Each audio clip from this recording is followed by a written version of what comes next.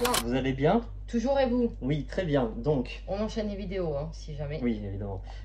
Donc là, on est dans du classique, mais pas les lectures d'été pour toute la famille, 7-77 ans, non. On est très loin de ça. Nous sommes avec... Albert Camus, La Oui. Chute. Très bien. Qui es-tu, Albert?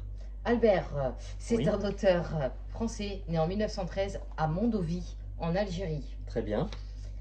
Mort en 1960 Mhm. à Villeblain. Très bien. C'est un écrivain, Oui. philosophe, dramaturge, novelliste, essayiste français donc. Très bien. Qu'a-t-il écrit de connu? Oh, L'étranger, Mhm. La peste, Oui. La chute. Après, de tête, je sais pas. C'est quoi d'autre? c'est surtout l'étranger. L'étranger, hein, principalement. Je crois savoir que l'étranger, c'est le livre le plus lu au monde. Ouais, Bon, le plus traduit et le plus vendu. ouais, évidemment, on enlève la Bible et tous les romans, enfin, tous les écrits religieux. Oui, voilà. oui. Toutes les c'est le number one en tant que fiction. Mhm. Voilà, c'est pour la petite anecdote. C'est surtout la morale qui fait passer, ou qu'il essaye de faire passer derrière ça en tout cas. Très bien. Donc celui-ci est paru en 1956. C'est un roman très court, Mhm. un conte philosophique. Oui. Il y a 6 parties qui ne sont pas numérotées. Exactement. À savoir, ça c'est une petite tristesse dans la vie de Camus. Oui. Il se serait découvert une tuberculose à 17 ans. Très bien. Le pitch, nous allons suivre Jean-Baptiste.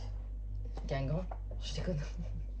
J'ai pas la ref, désolé. C'est la voix de Johnny Hallyday. Ah bon, on est très loin de Camus là. Oui. Donc là, nous allons suivre Jean-Baptiste, qui est un ancien grand avocat parisien, qui était très imbu de sa personne, très vaniteux, très fier de lui-même, jusqu'au jour où on est obligé de spoiler, hein, parce que bon, le roman il a 1000 ans, donc on va spoiler. Ouais, il fait une centaine de pages. Jusqu'au jour où il va voir et surtout entendre une femme qui va se jeter depuis un pont dans la Seine. D'accord. D'où le titre La Chute. C'est un suicide, hein, voilà. Et ce Jean-Baptiste ne va absolument rien faire. Il va pas la sauver. Non, pas du tout. Il s'en fout totalement. Ok. Voilà. Et d'ailleurs, le passage, c'est le passage clé du bouquin, il est écrit de façon la moins sensitive possible. C'est-à-dire que c'est comme si Albert Camus décrivait quelqu'un qui achète son pain. D'accord. Tu vois, c'est une sorte de... quelqu'un se jette pour se suicider. Là-dedans, ça passe pour une normalité la plus simple possible. Bon, ça, on en reviendra tout à l'heure. Et donc, du coup, son non-geste ou sa passivité va plus tard lui le mettre face à ses problèmes de conscience. Il va, dans un premier temps, tomber dans tous les vices, alcool, drogue, femme. Carrément. Voilà. Okay. Jusqu'au moment où il lâche totalement son job d'avocat et il part à Amsterdam dans un vieux rad, un vieux bistrot dégueulasse où t'as les pires, peut-être pas les pires, mais t'as des gens non fréquentables. Et là, il va endosser le rôle de juge pénitent. Donc, ce qui est très important à dire, c'est que c'est un personnage narrateur. C'est-à-dire que du début jusqu'à la fin, c'est quelqu'un qui parle avec quelqu'un d'autre. Okay. C'est Jean-Baptiste qui parle avec quelqu'un d'autre, et ce quelqu'un d'autre n'aura jamais la parole. On ne saura jamais qui c'est. Voilà, tu sais pas qui c'est qui. Voilà, c'est une sorte de monologue avec une seconde présence, mais on ne saura jamais. C'est pas important. Ça peut être tout ça pour symboliser que ça peut être toi, moi, le voisin. Et donc il va raconter sa vie à cette personne-là. Le pitch, c'est ça. Bon, bah ça a l'air quand même intéressant. Maintenant, pourquoi autant de passivité? Alors, moi j'ai pas du tout aimé. Voilà. Comme l'écriture, le style, tout. Ou l'histoire. Voilà, tout. La morale non plus. Alors oui. Pour moi, j'en ai bouffé hein, de l'Albert Camus. Oh là là, bon bref. Au collège au lycée. Pour moi, Albert Camus, bon ça c'est qu'un point de vue subjectif. Hein. Ses idées sont honorables, respectables, riches et vont au-delà de ses écrits qui restent très médiocres pour moi. Alors là, tout le monde s'offusque, oui, pour qui il se prend. Désolé, c'est mon avis. Voilà, et j'assume. Pour moi, ces textes-là n'ont absolument aucun intérêt. seules valent les idées qu'il veut, que Albert veut développer. Donc, un conseil quand vous allez là-dedans, il faut connaître Albert, quoi. Voilà, il faut connaître sa philosophie, ses idées, la liberté, l'absurde, son opposition avec Sartre, l'existentialisme, etc., etc. Le seul truc intéressant là-dedans, c'est que Jean-Baptiste, qui se dit juge pénitent, il est plus pénitent juge. En fait, il accoste les gens et il va jouer le rôle de miroir.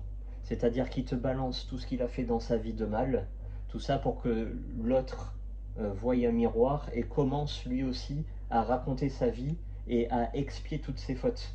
D'accord. Parce que le fait d'expier, c'est le seul moyen pour arriver au sens de la vie. Donc on va rappeler que pour Camus, l'homme est totalement libre. Libre. Le monde n'a rien à lui offrir. Il est étranger au monde et il est étranger à lui-même, vu qu'il n'a pas de sens dans la vie. Donc l'humain est profondément absurde. En gros, il sert à rien. Voilà. Et ce qui est à la fois complexe et très intéressant, c'est de dire que ok, l'homme quand il arrive sur Terre, il a aucun sens, il n'a pas de but, mais c'est pas pour autant qu'il faut pas en avoir. Oui, mais ça sera un but propre à toi. Voilà, donc c'est pour ça que lui, le Jean-Baptiste, là, il a trouvé son truc. Lui, il est juge pénitent. C'est son rôle et il a expié et maintenant c'est au tour des autres.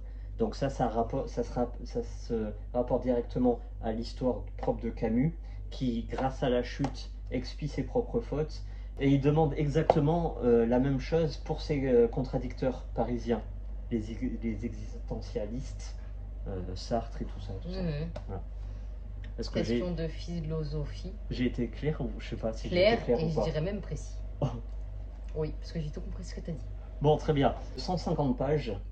On conseille pas. Faut connaître. Voilà, Albert Camus, faut lire, faut connaître sa vie. Après, lire ses écrits. Franchement, ça c'est 150 pages. Je me suis ennuyé de la première à la dernière ligne. Je mens pas. Hein. Je fais pas genre. Moi, il n'y a rien qui m'a passionné. Par contre, quand tu vas faire tes recherches et tu comprends ce qu'il a voulu dire à travers tout ce bouquin-là, là, ok, c'est intéressant. Là, tu vois des pistes de réflexion, des idées, des trucs enrichissants pour ta culture, c'est bien. Mais sinon, là-dedans, c'est comme l'étranger. Celui qui va me dire « Oh, l'étranger, c'est ma passion », non, faut pas déconner. Pourtant, l'étranger, et il y en a, ça fait des décennies, ils ont consacré leur vie à l'étude de l'étranger, quoi. Après, on peut pousser le bouchon encore plus loin dans l'étude, mais bon, là, je pense que tout le monde a compris. Oui. Parce que le Jean-Baptiste... La vidéo de Camus, elle est plus longue que Oppenheimer, chercher problème. Jean-Baptiste, c'est pas un nom trouvé comme ça, hein, ça fait écho au saint. Saint Jean-Baptiste, oui, bien sûr. Qui est un prophète apocalyptique. Et ça, c'est assez intéressant aussi de le savoir. Bravo. Allez suivre l'histoire de Saint Jean-Baptiste et vous verrez qu'il y a un lien. Voilà, j'en dis pas plus. À vous de faire les recherches. Bon, eh bien merci beaucoup. Merci à vous et puis à bientôt. À très vite.